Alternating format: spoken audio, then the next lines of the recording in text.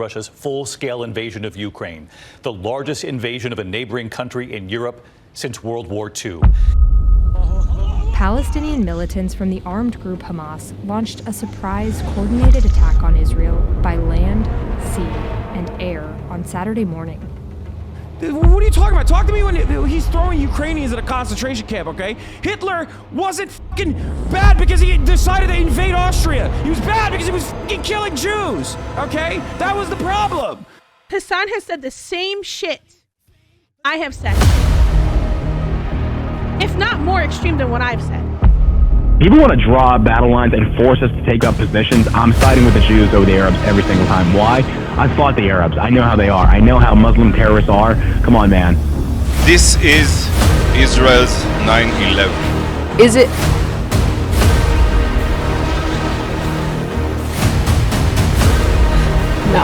No, you didn't say that.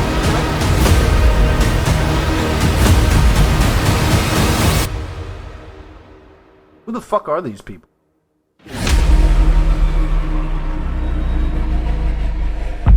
Actually, you definitely did double down. You said Hamas was murdering their prison guards. Fucking kids, you fucking psycho. They're murdering children with a fucking machine gun, dude. That's the prison guard you're talking about? Bad faith. Bang, bang, 你怎能瞒过我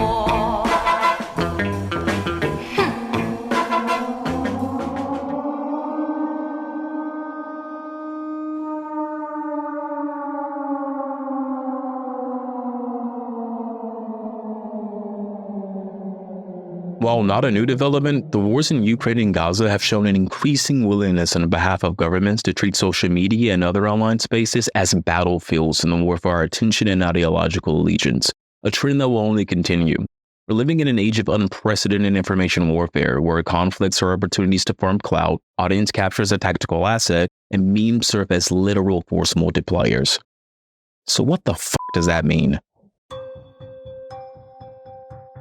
There are governments and corporations that readily employ professional memers to influence public opinion. Okay, so it doesn't sound that scary, but there are a lot of them. Turkey has the AK trolls, Russia has its Kremlin bots, India under Modi has the BJP IT cell, China has the 50 Cent Party, and US Marine Corps Major Michael Prosser proposed the creation of a meme warfare center for NATO way back in 2006. But as of yet, nothing has materialized. Sorry, fellow Westoids, NATO Wave can't buy your way to your mom's boyfriend's basement just yet.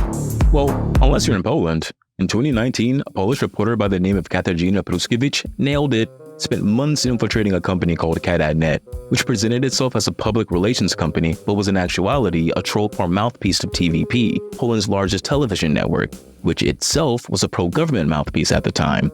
But why go through all this effort? What's the point, and is it really worth it? The Strategist, a publication of the Australian Strategic Policy Institute, ASPI, writes that one of the ways that information warfare can be fought is simply by raising awareness about issues, to which I'd say, mission accomplished. According to London think tank ISD Global, the trolls that Katarzyna infiltrated in Poland have published more than 10,000 posts about TVP in just under 2 years, with up to 15 million views for these posts. There were only 14 trolls in Katarzyna's troll shack at the time. The Aspies go on to say that memes can resemble traditional propaganda in a few ways. A hostile government can use them to spread malicious information in a way that's advantageous to it. But there are key differences too. Because memes are a common way for people to express themselves online, it's very easy to make memes without their being suspected as pieces of information warfare, and they can be much more targeted. Furthermore, a small study published by the Brookings Institute last year called Lessons from the Meme War in Ukraine found that memes seem to play a supporting role designed to amplify tactical effects on the battlefield, rather than perceive them as a separate form of psychological operations. If this is true, then within the realm of military science, memes have become literal force multipliers, and in a way, the very act of sharing memes relating to a conflict makes one somewhat participatory in said conflict. I'm doing my part too. So, with all these cyber soldiers posting force multipliers lurking around, how are we faring in information warfare? Luckily, pretty good. With the vast amount of publicly available data, rigorous research methods, and the reliable ways with which people consume political content, We're the least biased and most reasonable citizens in history, especially impressive since we're talking about active military conflicts. News broadcasters and political streamers alike, with their mountains of expertise, are able to correctly identify JDAMs by sound and can predict the possibility of Russia not invading Ukraine with absolute certainty. The flames of passion and hyperbole are tempered in the cool waters of rationality and justice. And if you couldn't tell I was taking the piss, you've not been on the internet long enough. Welcome. Welcome to the internet. What would you prefer? Would you like to fight for civil rights or tweet a racial slur? You will please let me moderate the debate. I don't condemn the idea. I've got two panelists here who've not had a word yet. Because you're a fucking terrorist. Please stop talking. And I think you're a terrorist. That they have operated properly. They literally did. You can Google it. You can Google it. With all due respect, you're such a fantastic moron. It's terrifying. You know, no one wants to see kids dead. This is a war. That was very brave of you to say that. This is a war. No, I'm the one who's actually brave on this. Pat yourself on the back. It's easy to say I'm for the kids. Who's not for the kids? Well, it comes down to real hard-nosed decisions, like a country. Stop talking like you're a general. The UN Secretary General says Gaza is becoming a graveyard for children, with over 4,000 gone and over 1,000 missing under the rubble. 다이조부잖아요. Globa fan? Streamers, broadcasters, and normal everyday people carry water for a multitude of political actors by transmitting misinformation every day. And this happens whether the misinformation is shared by an insincere actor or a sincere believer, otherwise known as a useful idiot. It's very possible that in the coming months, the death toll in Gaza is going to raise into the tens of millions. Well, there's only a bit over, like, close to 20 million people in Gaza, but it's going to get up above 10 million if things keep going along this rate, and Israel doesn't slow back their attacks, because they are just... We can look at the tragic explosion of the El Ali hospital in Gaza as an instance of misinformation in action. Everything about this, from the number of casualties to who's even at fault, has been shrouded in mystery and doubt. It's a perfect example for what happens to the flow of information in a fog of war, and illustrates just how easily misinformation can spread. For those that don't quite remember, on October 17th in Gaza City, at 6:59 p.m. local time, a deadly explosion occurred in the vicinity of El Ali Hospital. Both Hamas and Israel refused to take accountability for the blast.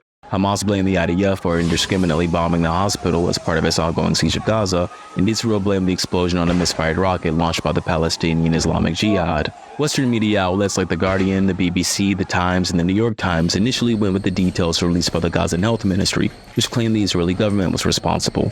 The Israeli government said not so fast. Gazan Health Ministry and Western media were still looking into the forensics of the blast, and as the fires of the wreckage were still burning, social media became awash in a sea of bullshit. An ex-user by the name of Farida Khan claimed to be a journalist working for Al Jazeera on the ground in Gaza. Khan claimed to be in possession of a video proving Hamas fired the blast, so case closed, right? Not quite. Questions about the account's authenticity arose when Twitter users noticed that the account was created just months before the explosion. Now, prior to posting about the Israel-Hamas war, the user was mostly concerned with cricket and Indian politics. And as the internet did what the internet does best, besides probably be a mistake, evidence began to surface about who the real Farida Khan is. Allegations about the account being a politically motivated troll began to surface. Others alleged that the account was a Modi internet operative, while others insisted that the user was a left-wing psyop to make right-wingers look bad. And others just trolled. I said the internet was a mistake. Also, really quick, this is still all on October 17th, by the way. This is all still in one day. Okay, well, now it's not. By October 18th, the jig was up for Farida Khan, and Al Jazeera tweeted a response disavowing the account, stating, "This account has no ties to Al Jazeera, its views, or content." Meanwhile, Israel and the US announced that they completed their investigations, having concluded that the blast was due to a rocket fired from within Gaza, leading many organizations and outlets to issue retractions and apologies. It's important to note here that while some outlets have issued retractions like the BBC, The Times, and the New York Times, others like Forensic Architecture and Al Jazeera maintain that, as of yet, there is still not enough evidence to establish responsibility with enough certainty. In addition to the fake Frida Khan, an editor at BBC Verify by the name of Olga Robinson was able to debunk another fake account spreading misinformation. This one, claiming to be the Arabic mouthpiece of the Israeli Defense Force, tweeted this perfectly normal and not insane post. Due to a lack of equipment and personnel, we decided to bomb the hospital to give them death by euthanasia, which, more than anything, is just a really lazy attempt at misinformation, and also completely unnecessary. Like, in the wake of a tragedy like October 7th, you're bound to have your fair share of real-life public figures saying all kinds of crazy things, like Israeli politician Merav Ben-Ari's remarks in the Knesset. והילדים בעזה, הילדים בעזה הביאו על עצמם את זה. אנחנו עם שוחר שלום, עם חפץ חיים. אין סימטריה. And this October 18th interview by former political operative and current Israeli Intel Special Forces member Frederick Lindau. And I can see the colors that you are wearing this evening, and that's why I am purposely wearing blue and white. Because with all due respect to the green, the red, and the black that you have purposely put on this evening, blue and white will always prevail. So in the course of just a few days, you have a horrible hospital explosion, politicians being unhinged, Indian nationalists seemingly out of nowhere, and a mountain of misinformation to contend with that's still being updated. October 7th marked a new flare-up in the Israeli-Palestinian conflict, and the information landscape is still fresh. Half-truths, propaganda, and saber-rattling rhetoric have only recently been mobilized in this new iteration of the conflict. This is just where it starts. So where could it end?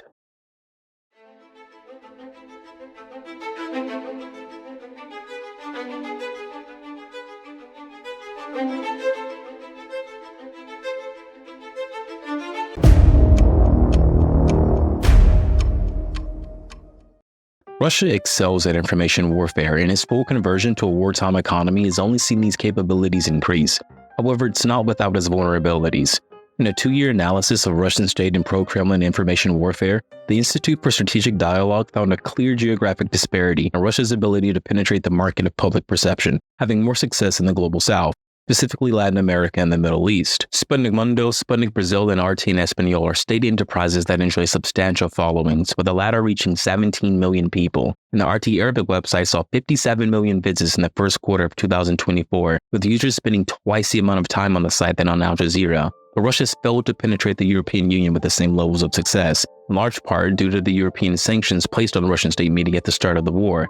In response to the Russian invasion, the European Union sanctioned RT and Sputnik, resulting in a 100% decrease in visits via search engines, a 70% decrease via social media, and a 74% decrease over the course of a year. In the United States, following public backlash at the start of the Russia's invasion, RT's RT America channel was closed down, with watchers being redirected to an international broadcast based in London. But Russia has always been better at digitally reaching global audiences anyway, and the European sanctions or American channel closures haven't stopped it from trying. The ISD observed several circumvention tactics that the Kremlin employs to facilitate its digital messaging. Logo stripping content previously made by state media and repackaging it as alternative media, impersonating legitimate Western media outlets. Here we have an example of the fake Le Monde website or article, and here we have an example of a real one that was published just yesterday on this doppelganger case. Using fake social media accounts to spread it all.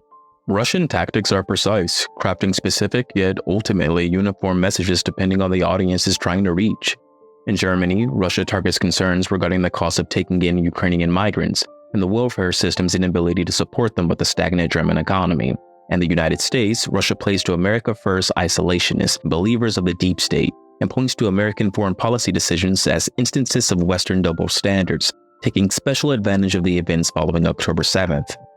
And based on the fickleness of public opinion, it's hard to gauge if these efforts are actually working, but they're certainly not working. The ISD reports a significant drop in support for Ukraine, analyzing posts from Facebook and Twitter. Measuring from March 2022 to April 2024, the Pew Research Center shows an across-the-board increase in the sentiment that the U.S. is providing too much aid to Ukraine, but with wide partisan differences. Republicans and Rep-leaning saw a 40% increase in the sentiment, while Democrats and Dim-leaning only saw an 11% increase, pointing to possible success in Russia's ability to play to the American First isolationists. So, how does Russia do it? The RAND Corporation calls the Russian method of misinformation the fire hose of falsehood propaganda model, which is a name, I guess. Randco notes Russian propaganda as exhibiting 4 defining characteristics, which, after reading them, immediately reminded me of Kanye West. 1. High volume and multi-channel. Russian propaganda is mass-produced and disseminated across various television channels and social media platforms. The Levada Center, the gold standard and possibly the only standard for reliable polling in Russia, observed that television is the most popular medium, with nearly 2/3 of Russians saying it's their primary source for news. TV is also the easiest medium to control, with 7 out of 10 of the most viewed channels being state-owned or having partial state ownership. And a look at Putin's approval ratings by media consumption indeed shows stronger approval amongst TV watchers, while also showing that the Kremlin is having a harder time trying to tame the internet. To assist in this, Russia employs troll farms to spread misinformation and pro-government sentiment.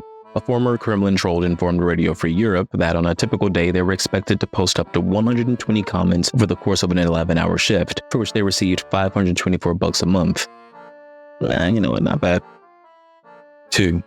Rapid, continuous, and repetitive. You ain't got the answers, man. You ain't got the answers.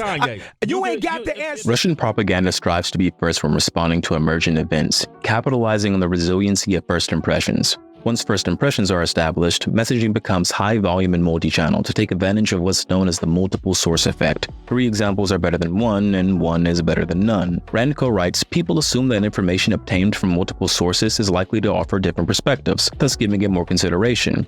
Furthermore, Randco found that endorsement by a large number of users boosts consumer trust, reliance, and confidence in the information, often with little attention paid to the credibility of those making the endorsements. In short, Russia takes advantage of psychological shortcuts that we take in evaluating information.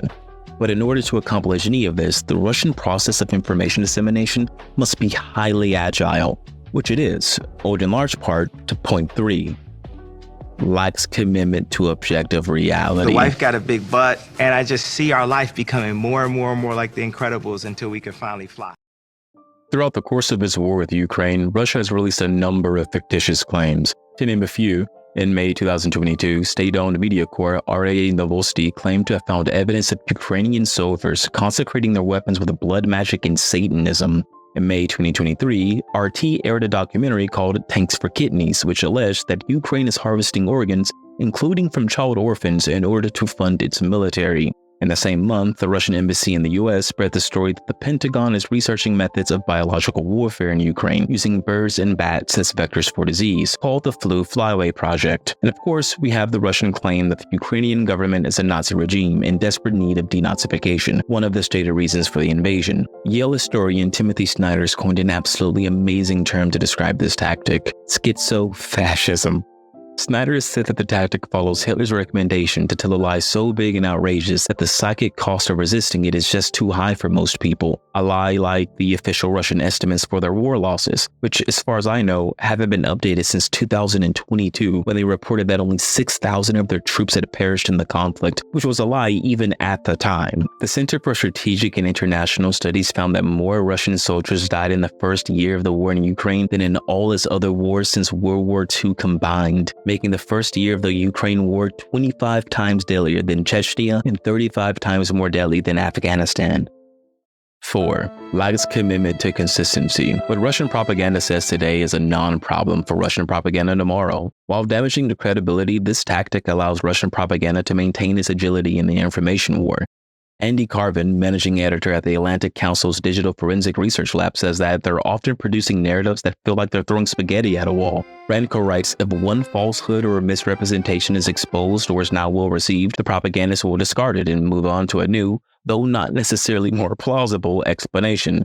This applies to Russian officials as well, including, if not especially, Putin. Like in 2014, when he alleged that the little green men involved in the annexation of Crimea were not Russian soldiers before alleging that they were. This is nonsense. There are no Russian armed forces anywhere in the east of Ukraine. There are no special forces nor instructors. Я дал поручение и указания Министерству обороны.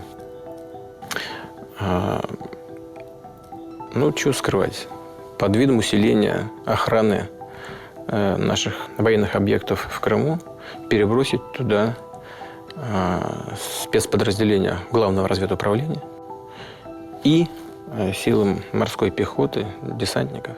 Then stating that he saw no possibility of Crimea joining Russia before, of course, annexing Crimea. Крым – это наше общее достояние и важнейший фактор стабильности в регионе. И эта стратегическая территория должна находиться под сильным, устойчивым суверенитетом, который по факту может быть только российским сегодня. And if that doesn't paint a rosy picture for the flow of information in Russia, in March of 2022, Russia blocked access to Facebook and Instagram, deeming Meta, their parent company, an extremist organization. Twitter was also blocked, despite it being renamed to X. TikTok was restricted in some app functionality, and Russia is seeking to punish Wikimedia, the parent company of Wikipedia, for hosting prohibited materials, including fakes about the course of the special military operation on the territory of Ukraine. In an attempt to fill the void of its new information landscape, the Russian government has created, acquired, or promoted several platform alternatives. These alternatives, besides all sounding vaguely racist, suck. Sup guys, it's your boy Submuffin, and today we're going to be ranking the best Russian website alternatives to popular Western platforms. Well, maybe not the best, but it's totally all they've got, you know? Number 1 is Easily Universalis, Russia's answer to Wikipedia. Created in June of 2022, this young book attempts to alleviate the ills of Wikipedia, states its editing philosophy as one that's living in accordance with the requirements of the legislation of the Russian Federation and with respect for traditional values. Super cool, Universalis, super cool. The site itself looks nearly identical to Wikipedia. The name is kind of cool, it's sleek, it's clean, but then again, it's pretty hard to mess up, you know? It's just an online encyclopedia written in Russian and lies. Coming up as the runner-up is Rosgram. Rushing to fill the void after the ban of Instagram, Rosgram dropped just weeks after the ban was enforced. I've given Rosgram runner-up mostly because I have no idea what's going on, which is pretty reminiscent of my experience on Instagram, so 2 stars out of 3. Last but not least, we have RuTube, Russia's alternative to YouTube. Founded way back in 2006, this old fogey is just 1 year younger than YouTube. The company became a state-owned enterprise when Gazprom Media, a holding group of Gazprom, a multinational billion-dollar energy corporation, as majority state-owned, purchased RuTube's controlling stock and monopolized ownership in 2020. The site itself is fine, I guess, for what it is. That being said, it's no real comp for YouTube, even within Russia. YouTube ranks as the 3rd most visited site, while RuTube barely breaks the top 20, depending on your sources. And for good reason, the site is riddled with ads, clickbait videos, and corny-looking TV shows. Oh, wait.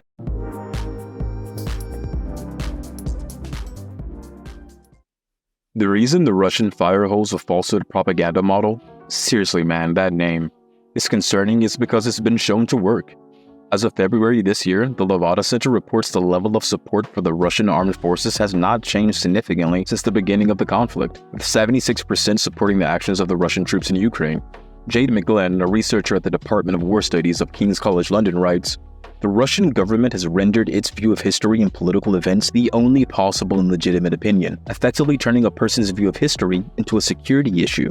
So to sum up, the information landscape in Russia can best be described as Kanye after he's had one too many Kanyes and he's off on a crusade to spread the gospel of Kanye. And while I don't think the Israel-Hamas war runs the risk of going full Kanye like Russia has, this iteration of the conflict is still new. It's still in its old Kanye phase of geopolitical developments, and yet disturbing trends have already begun to develop that have spread far beyond the borders of the conflict. In 2 separate reports that sought to measure anti-Muslim and anti-Semitic sentiment respectively, the ISD gathered a collective 14 million YouTube comments, finding that anti-Muslim sentiment increased 43 times, while anti-Semitic sentiment increased 50 times since October 7th. And look, this is more than just, oh no, mean words on the internet. This is worrying news. In a massive study that analyzed over 500 million tweets across 100 American cities from 2011 to 2016, New York University researchers found that online hate speech can reliably predict the frequency of real-life hate crimes. Now, it's important to realize that correlation does not imply causation. Correlation is not causation. Oh, another one of your catchphrases. What's correlation? Get it. But equally as important to realize is that according to this study, the digital atmosphere does not, and I'm going to use Zoomer speak here, pass the vibe check. It's highly likely that the physical environment won't either. And you can see this throughout the world. In the wake of October 7th, the Anti-Defamation League released a statement that said there were 312 anti-Semitic incidents between October 7th and October 23rd. For comparison, the organization received reports of 64 incidents during the same time period in the year prior. The Council on American Islamic Relations has reported that it received 774 complaints and reported bias incidents against Muslims between October 7th and October 24th. the highest number on record since 2015. In London, police reported a 1,350% increase in anti-Semitic hate crimes since 2022. 2 Jewish schools closed down over the Friday the 13th weekend, citing a security report that indicated this increase in anti-Semitic incidents. London police have also reported a 145% increase in Islamophobia since the course of last year. France was also put on high security alert on October 13th after a teacher was killed and 2 others were wounded by a man claiming allegiance to the Islamic State. On October 16th in Illinois, a landlord was charged with hate crimes after murdering a 6-year-old Palestinian-American child, an attack which police say was targeted and motivated. In Australia, this happened.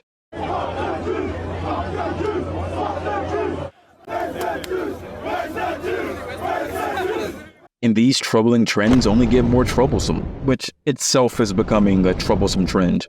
According to the 2023 Global Peace Index, global conflict has been on the rise since 2019, with 2023 not being the year to change course. And as we've already seen, with conflict comes propaganda and hateful rhetoric, even in countries where the conflict isn't occurring. And with hateful rhetoric comes hate crimes. Oh yeah, baby. Look, we're nearing the end of this video, and I don't really have a positive message or even an answer to any of these problems. Isabel Francis Wright, the technology director of ISD, the director of the people I've been quoting extensively, stated, "The corrosion of the information landscape is undermining the ability of audiences to distinguish truth from falsehood on a terrible scale."